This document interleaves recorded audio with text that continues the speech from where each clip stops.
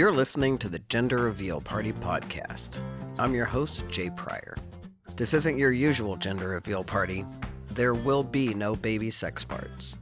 This is the real reveal, where we reveal gender through stories of brave humans willing to share their lived experience. Enjoy the listening. I sure enjoy making it. Hey, and welcome back to the Gender Reveal Party podcast. I'm Jay Pryor, your host.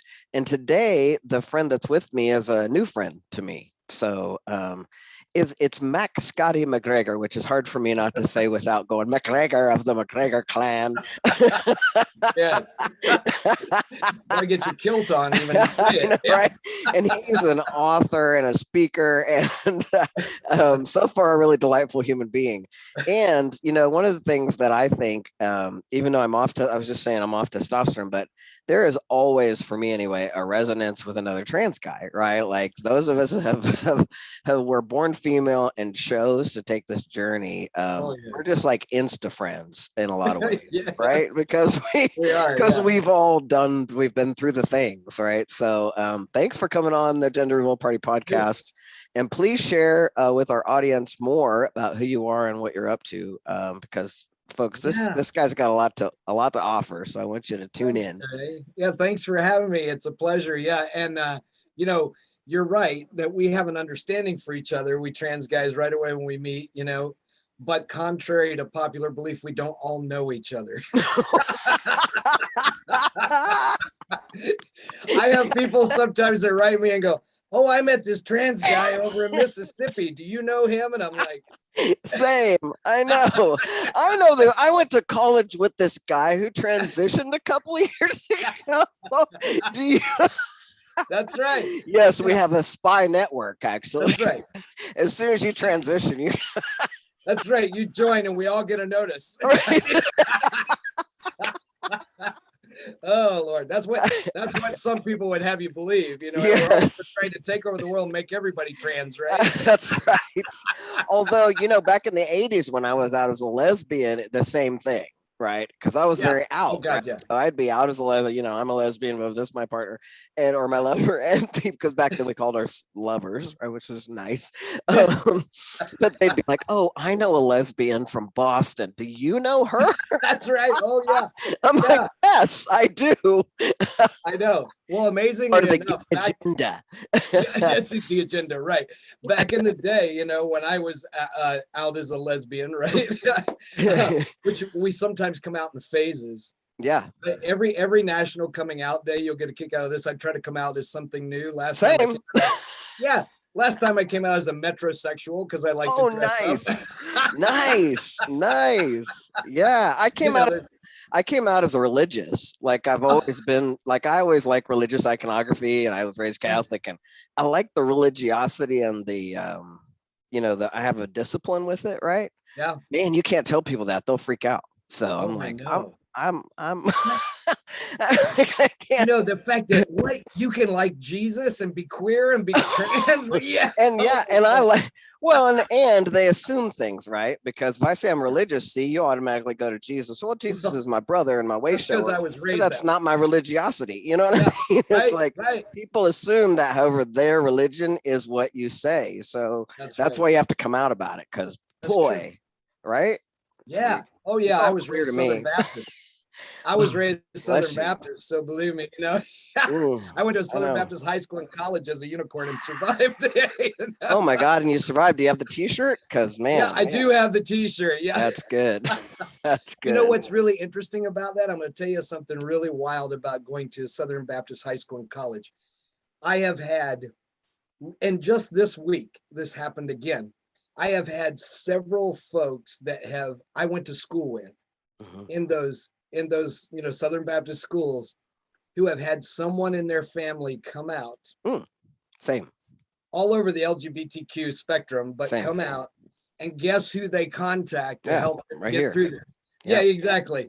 Yeah. And so I have, thank God for this technology on right now, because even a former classmate had her kid come out as trans, and they live in Okinawa, and due to this technology, I was able to coach their family. Yeah. You know, on Zoom. Yeah. Through Same. and walk them through this. Same. And for me, that's always been the gift of being out, is then I get to be of service, right? right. And I get to be that mirror for the younger people, because we didn't have one, right? We didn't have anybody who was like us. When we were 12. From I don't even know how old you are, but we're close in age, I think. For me, the closest was, Jodie Foster, because we knew she was queer way before she did. Yes, we did. And we all had crushes on her. Yes. I didn't have a crush on her. I kind of wanted to be her, or that she was always the tough kid, right? In all the Disney movies. Oh yeah. So I was the tough kid, I wanted to, I was like, yeah, I'm like her. She's the only one I'm like, right? Everybody else has a bow in their hair. And it's, And what's interesting too, when we were talking before about everybody knowing each other, back in the day when I was walking in the world as a lesbian, as a dyke, I went on 7 Olivia cruises with friends, which is, which is the but I love that so much. I want to hug you so hard. Right? Tell me you have Chris Williamson CDs still. Yes, totally. And oh my God. I know Judy, the founder. And what was so funny is there are 2,000 lesbians on this ship, and very few of us knew each other before we got on there. Yes. But we all knew each other by the time we left. Yeah, you did. Wow. I never got to go on one of those, and I always wanted to go. Oh, it's still, I bet that's just delightful. That's delightful. Yeah, and I was that lesbian separatist, that's part of why I went off testosterone. Is when the Me Too movement hit for me, I really got clear for myself the part of me that never wanted to be a man, and that I didn't need testosterone anymore, because I got what I wanted out of it. And I realized for myself now, had things been different, I probably would have gone on T long enough to get my beard and then off, right? So we're all different. But tell us about you. We haven't even started talking about you yet, and positive masculinity. And all, that's what we're here to talk about. I know. There's so much to talk about. Well, I was born and raised in the Bible Belt in the South. And by the time I was given a Southern Belle name by my mother. She didn't know any better. And it was kind of like a Scarlett O'Hara name, right? Mm-hmm. And I knew that name didn't fit me. And I was 4 years old when I started changing my name to a masculine name, playing with other kids. Mm-hmm. Now, the funny thing about that is my mom had me at 16, so my grandparents helped raise me when I was young. Mm-hmm. Thank God for them, or I'd have probably been in the foster care system. Mm-hmm. But my papa and I had our favorite 2 shows we watched every week, like religiously. Mm-hmm. Gunsmoke. I don't know if you remember that. Oh God, yeah. And we're the same age, man. We got to be. And Bonanza. We watched those 2. Bonanza, you bet. And my papa had convinced me. He was quite the charismatic storyteller, that he taught all those guys how to ride a horse and shoot a gun, and they wouldn't have been anything without him teaching them how to be a cowboy. Nice. So when I gave a name, I didn't know what name to use, and I'm telling other kids I had a masculine name. So I told them my name was Matt Dillon, the sheriff on Gunsmoke. Right. And I had little 6 shooters and little cowboy boots and you bet. A hat, and I even had a sheriff's badge. Yeah. Nice.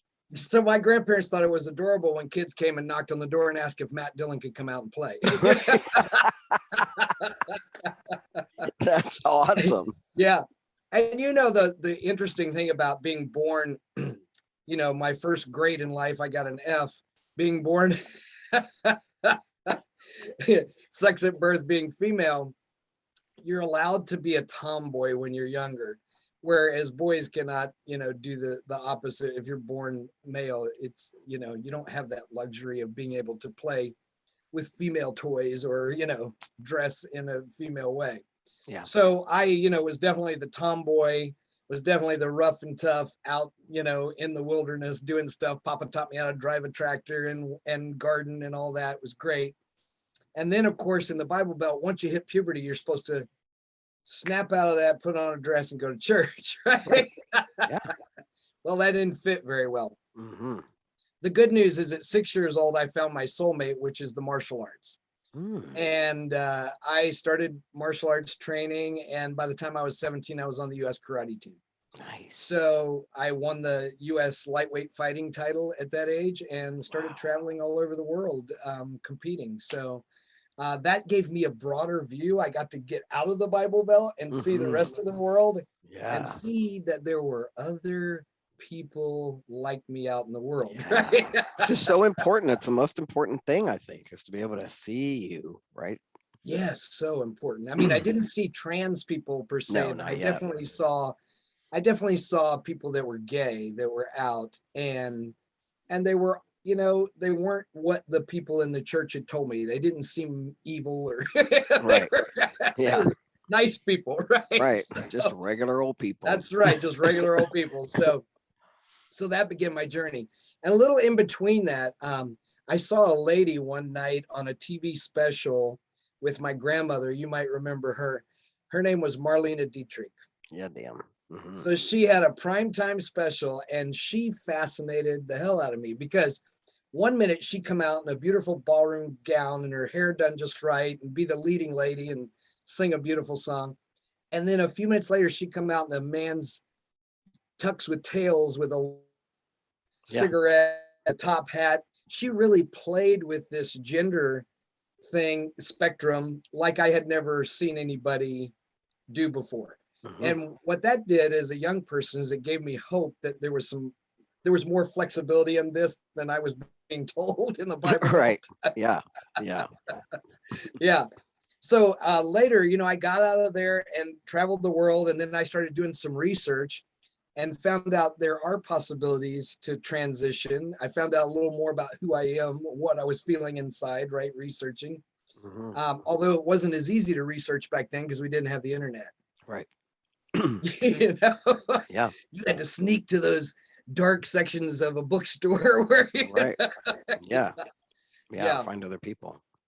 that's right. Yeah. Yeah. And but the problem is I was still on the US karate team. I Mm. happened to have really good genetics as an athlete.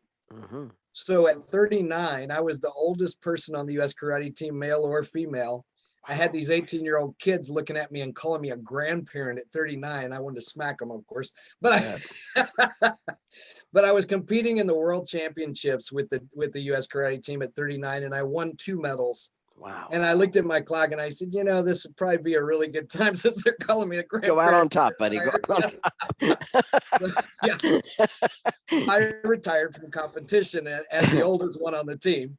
And then I was able to begin my journey Mm. of transition because they would still allow me to coach and referee and be trans, but in a contact sport, back then, they didn't know what to do with us. They wouldn't have allowed me to compete. Yeah. What year was that?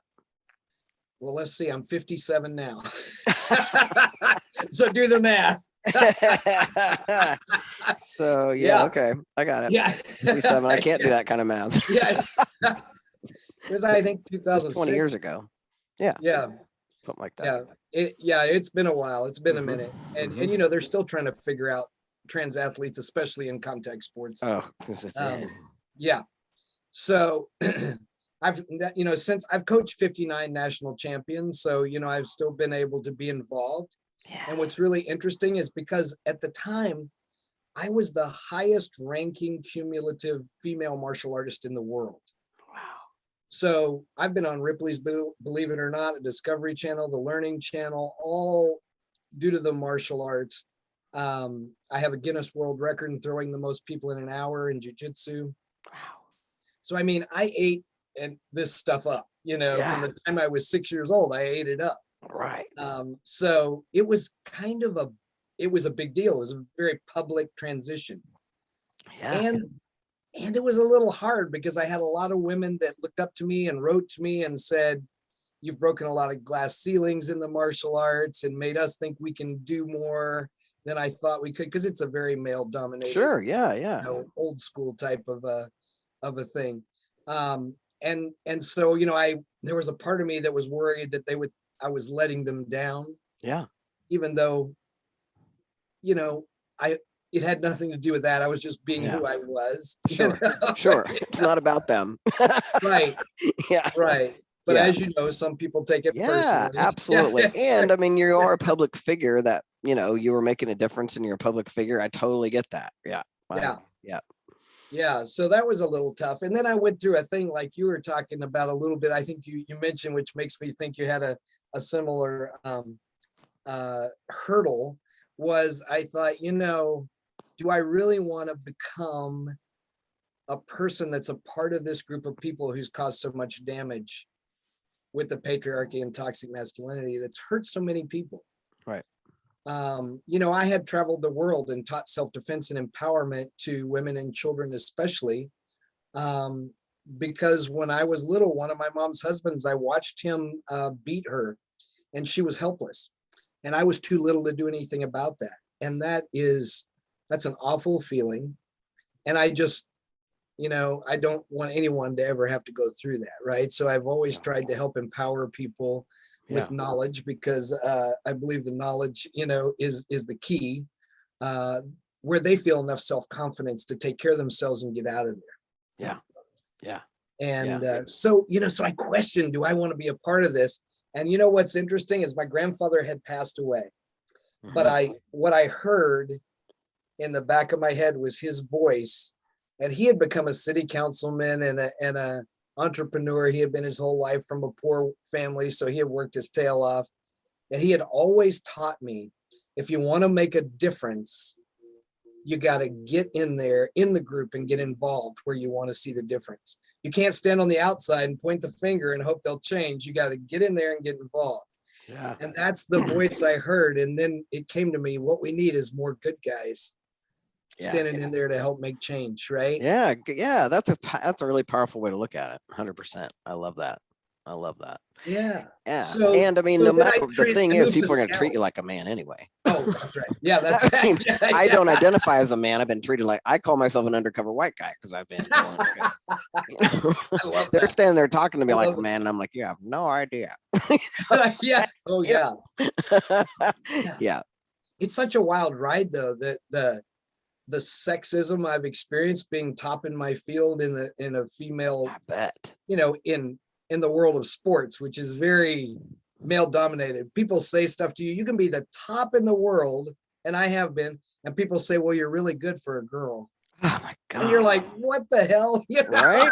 Like, get in a ring with me, man. Yeah, exactly. Come on. Oh, man. Oh, that's so frustrating. It is frustrating, but people do this all the time. They say this to kids, you're really good for a short kid or a heavy kid or a girl, they do this qualifying thing. Well, and then they also do the thing, like I was just talking about this the other day, where the minute I went on testosterone and started presenting as masculine appearing, the way men automatically then thought that then I should have to engage in all the things that they engage in, right? And if I didn't, then somehow there's something wrong with me, or I just haven't learned it right yet, or no, it's fascinating to me how men are just like, no, you can do that, Jay. It's like, I don't have to. Right. I don't want to, but if I was in woman skin, they would just be like, oh yeah, no, it's no big deal. You don't have to do that.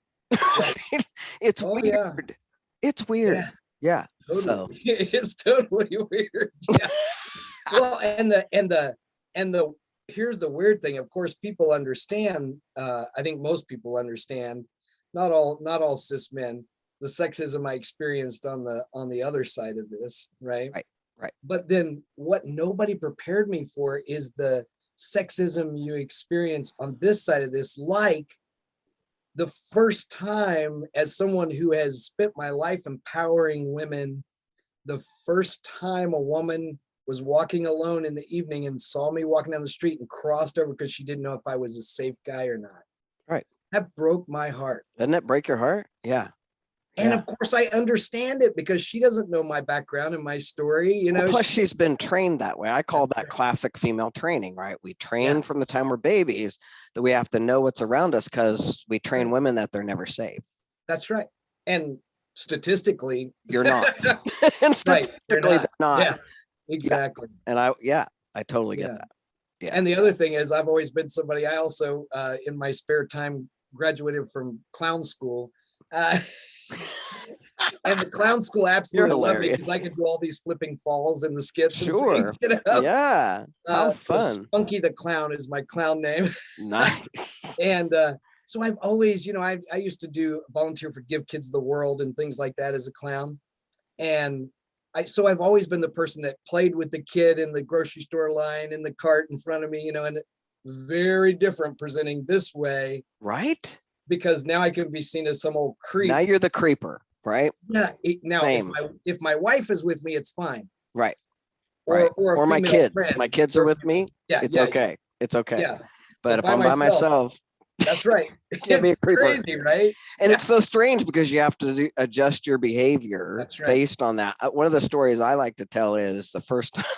It's so funny too, because in the beginning when you're not the different person, but your face is different, and everybody's Right. thinking you like a man, and you're just like, "What do you mean? I don't know what you're talking about." It's just so weird. Well, I have a lot of close nephews who are like, I just have a lot of nieces and nephews, but I have particularly this whole group of nephews that are around right now. They're around like 40. Back then, they were like 27, 28, and there was a guy who was a friend of mine who was also around that age, and I just thought of him as a friend and friendly, like that.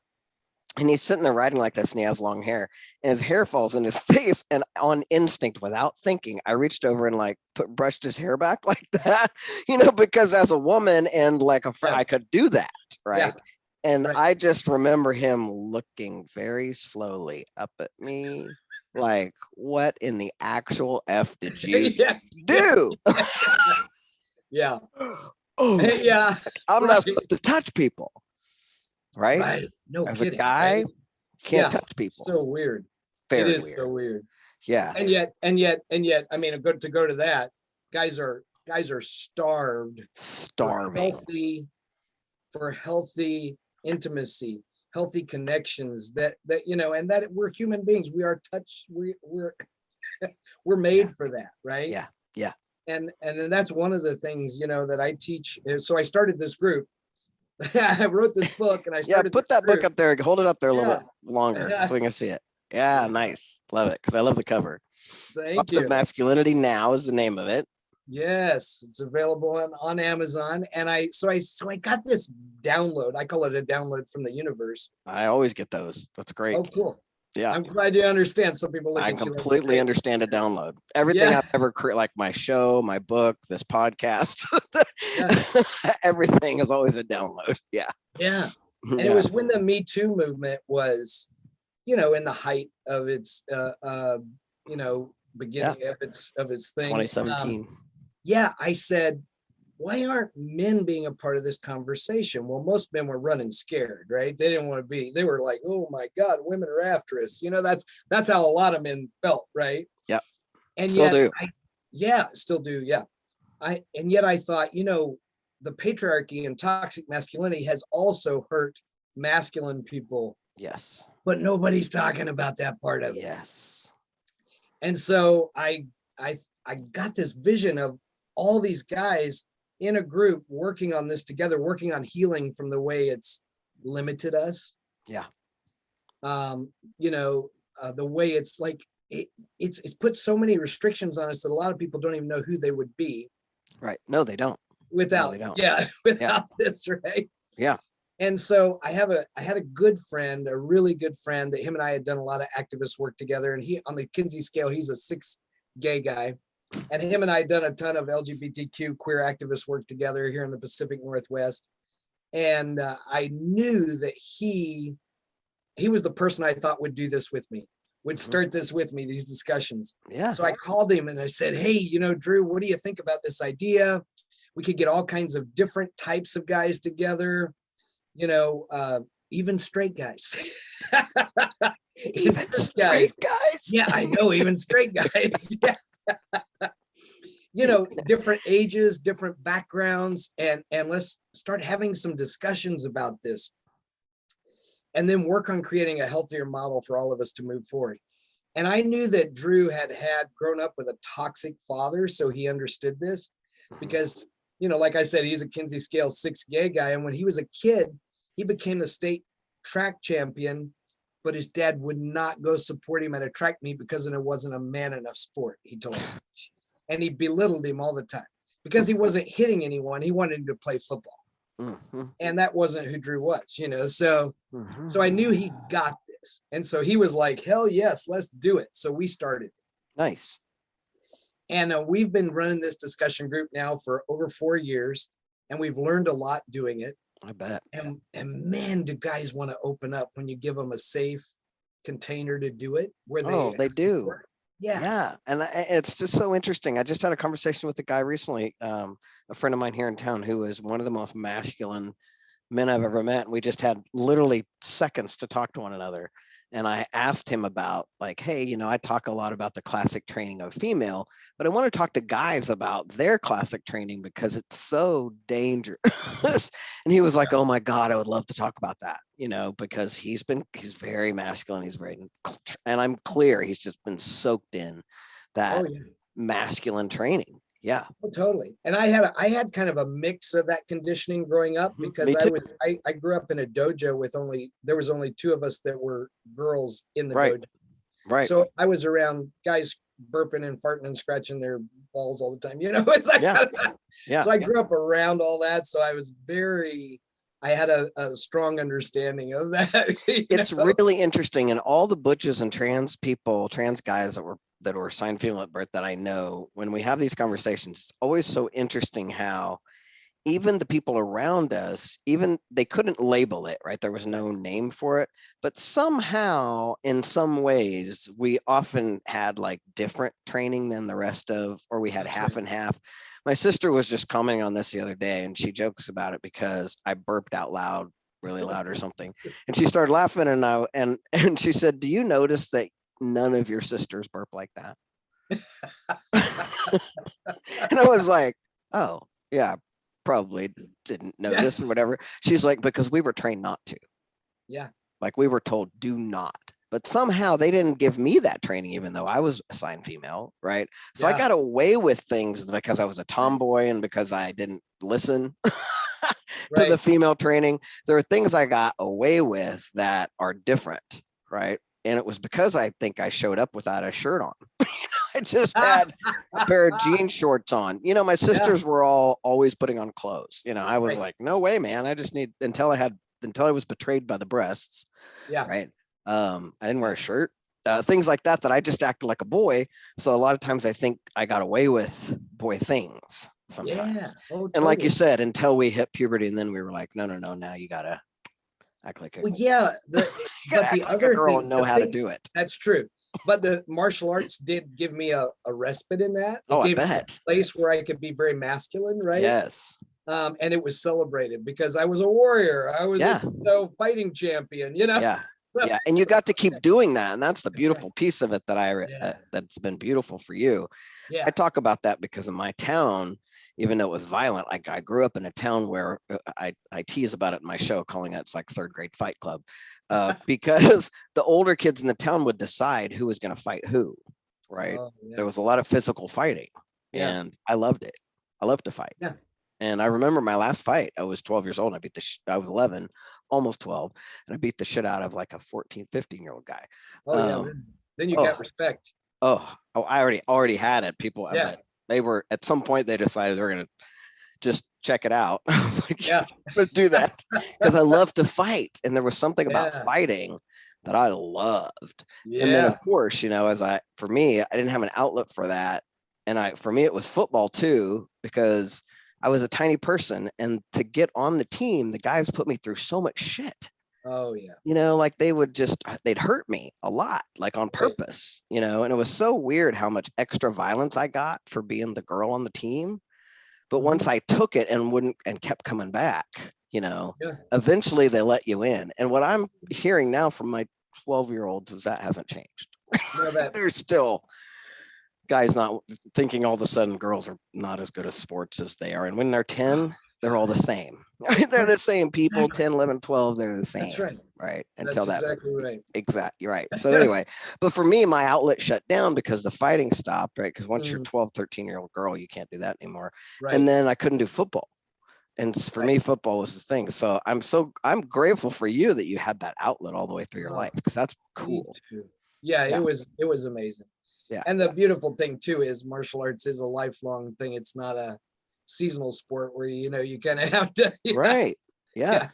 So I love it. I just love it. I mean, I did the thing of playing on a boys baseball team, where I was taller than all the other boys at that point, and the boys hated it because I could hit the ball further, and and because I was tall, they put me on first base because I could reach everything. A lot of girls that age are better athletes than some of the. I mean, just depending on who they are. Yeah, definitely. Interesting. It was a wild ride, but so since then, we've been having these amazing conversations, and Drew and I started writing this book together. Nice. And then my friend passed away from cancer. He was only 48, a little over a year ago. And I finished the book. So I miss him greatly. I hope he looks down and is happy that this is continuing and proud of what's happening. But I also wish he was here with me to experience it. Yeah.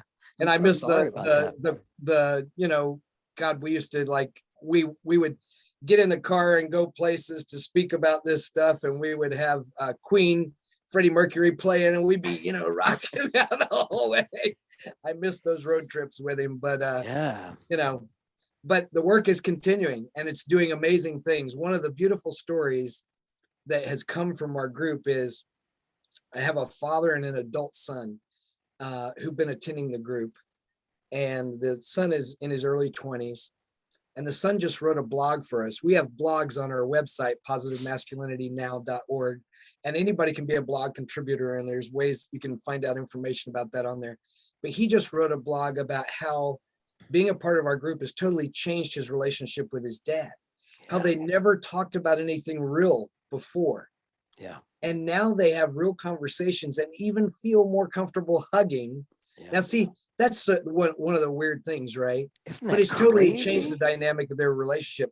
One of the weird things about the traditional male world is guys that are even brothers or father and son, or people that have been friends since grade school, because they're cis males, they have this weird thing about hugging one another. Isn't that nuts? It's so crazy. And I had to learn the bro hug.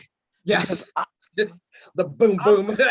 I'm usually hugging into my nieces and nephews, and for most of them, especially my big old nephews, I'm just hugging them. I don't care what they're doing. But there's certain people in my life that all of a sudden when I saw them, instead of hugging me, they wanted to bro hug me. That's right. And I'm like, I don't know what you're doing. Okay. Now I'm bro hugging. I learned how to bro hug. I got it. I know how to do it now. That's right. And also, guys, they want to stand side by side to talk. They don't look at each other. They don't actually look at each other. Yeah.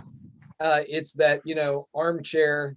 It's like you're at the ball field standing side by side. Yeah, there's an old communication theory, because I'm a communication studies major that's my undergraduate work. And there's actually masculine and feminine studies of communication like that, where supposedly men prefer the side-to-side communication, where women prefer the face-to-face communication.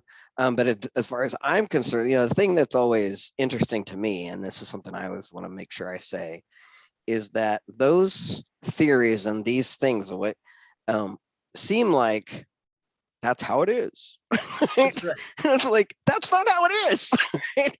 Well, that's how you were trained to be. That's right. It's what you were trained to do.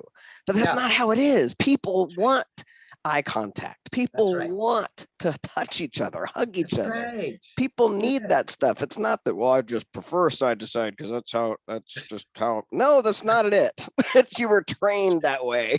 And it's not because you have a penis that you want to sit next to someone. That's right. And people want to have friendships where they can talk about real things, not just sports and work. Right. Not just sports and work or bitch about my wife. Those are the things I discovered that men are way more gossipy than women. I was like, oh my God, all you guys do is bitch about your wives. That's right. It's so true. Yeah. I wrote an article for the Huffington Post a few years back called Being a Trans Ninja, because I feel like we get to listen in on all these things.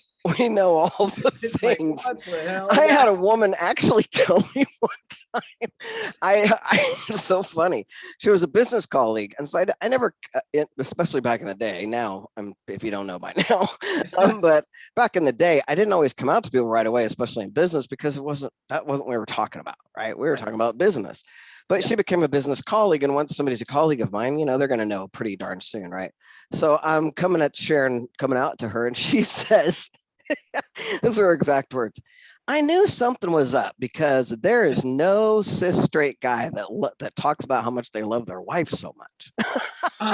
Oh my gosh. Isn't that sad? It's like, you can't be right. There was something going on. Like, you always talk about how much you're in love with your wife, and that doesn't, cis straight guys don't do that.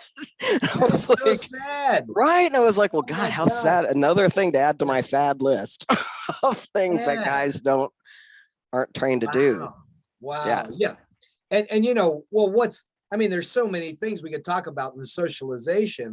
Right. And that's what I do in this book is I walk people through the way we're socialized around gender. And in the book, I have worksheets in almost every chapter for you to go through and examine your own socialization. Yeah.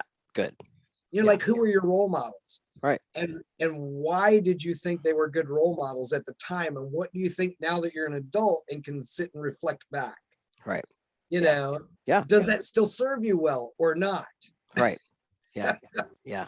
Exactly. And I think those are important things for us to think about because, like you said, it doesn't have to be that way.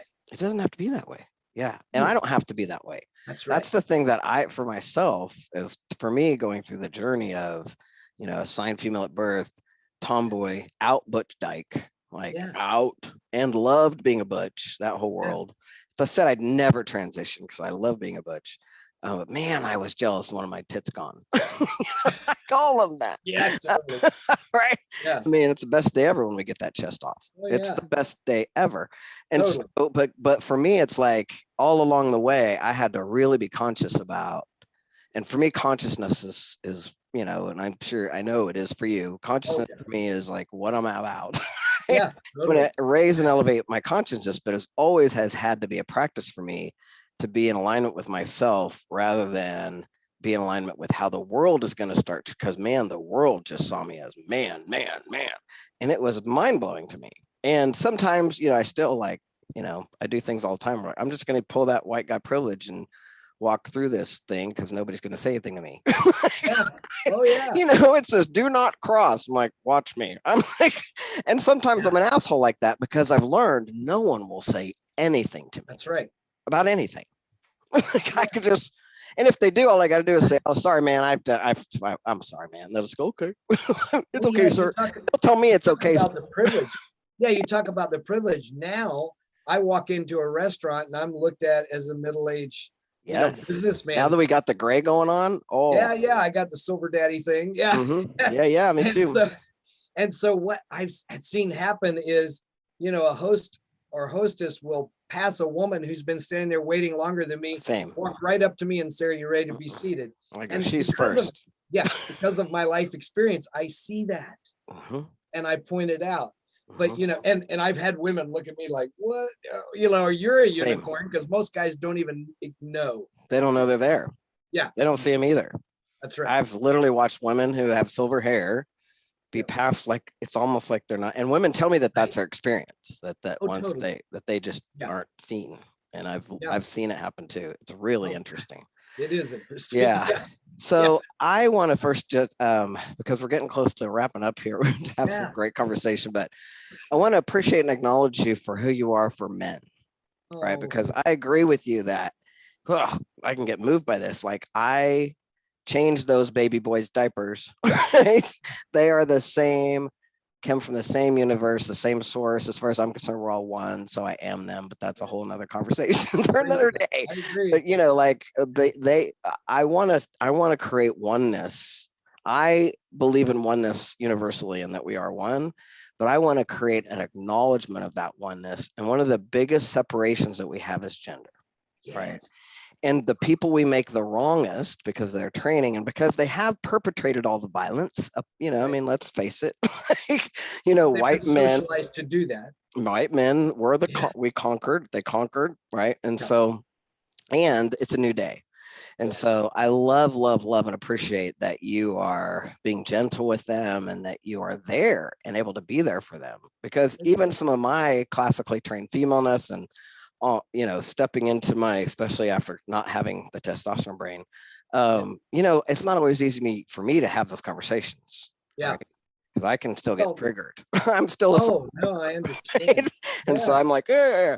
And so I just can't even tell you how grateful I am that Well, thank you are the one that's having these conversations. And I'm going to make sure to tag some of my friends that need your work. Can guys who have never heard of you before, can they start joining your discussion groups? Can Oh, they definitely. like tell us where to find you? Tell us Yeah, all of those I things. will.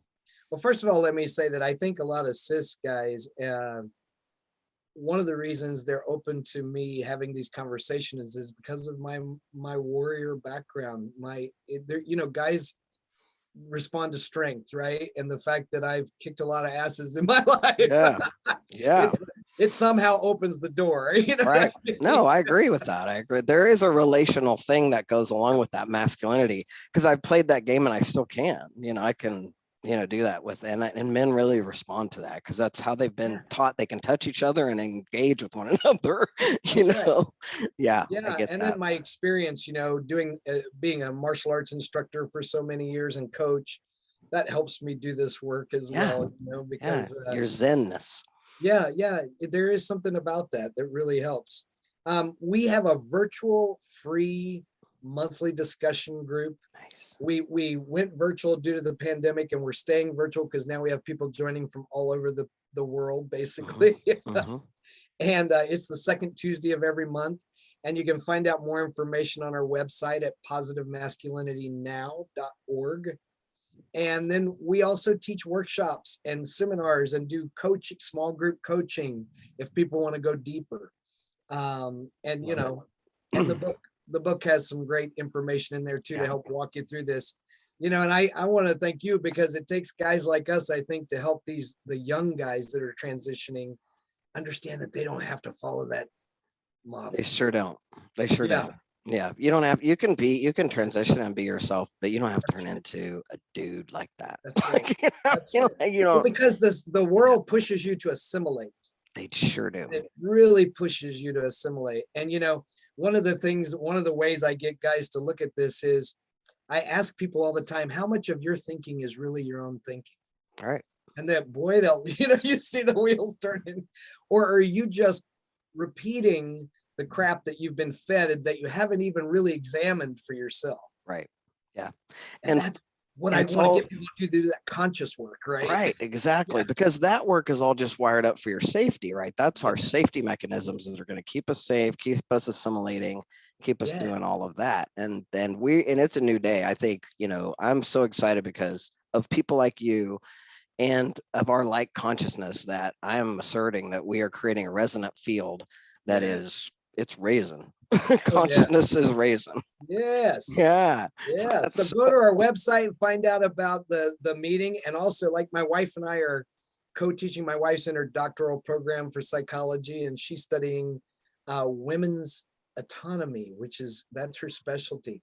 Nice. So we're both doing gender work, and we are co-teaching a workshop on how to be a masculine feminist. And that's coming up. We're doing it virtually August 11th. So you can find out about that on our website as well. And, you know, we think a lot of guys want to support women, but they're not quite sure how to, or they're afraid they'll make a mistake, or, you know, so we're going to give you a roadmap. Yeah. Yeah. Thank you. And if you're secure in who you are, it's not going to be a threat to you to lift someone else up. No, it never is. It never is. Thank you so much. Thank you so much for your words. Thanks for being on our show. And we're going to link all of the things that you just spoke about. Will be in we'll make sure to list all those in the show notes, and so people can link to you and find you. Yeah, I just really, really appreciate your work, Mr. Scotty. I hope we get to Scotty McGregor. I hope we get to sit down and have lunch one day or something. Me too. Me too. And I think, you know, one of the things I'd like to do is, now that we're talking about it, is like bring some of my other guests, and maybe we could do like a small group of us. Yeah. That'd be great. Interesting to take that whole trans man guy perspective, both from you and from our Black trans brothers, and because it's a different experience, right? Sure is. Yeah. And so I think it's a powerful conversation. So thanks, Scotty. Thanks for being here. Thanks for listening, folks. Don't forget to subscribe if you haven't subscribed. Like us, tell all your friends. These are powerful conversations, and they need to be had right now. So I hope you're sharing them with other people. Thanks so much. Love you. Bye. Hey, thanks for listening to the Gender Reveal Party podcast. I hope you loved it. And if you did, would you take a second and go do all the things like subscribe, rate, review, tell all your friends? Apparently, if you do that, the podcast platforms are more likely to share it. And if you think these stories are important, please take 3 minutes to just go do that. I'd really appreciate it. Also, I'd love to connect with you on social. On Instagram and Facebook, I'm at the Gender Reveal Party. And on Twitter, I'm at Prior J. It's a real joy and privilege to bring you this podcast. Come back soon. Love you. Bye.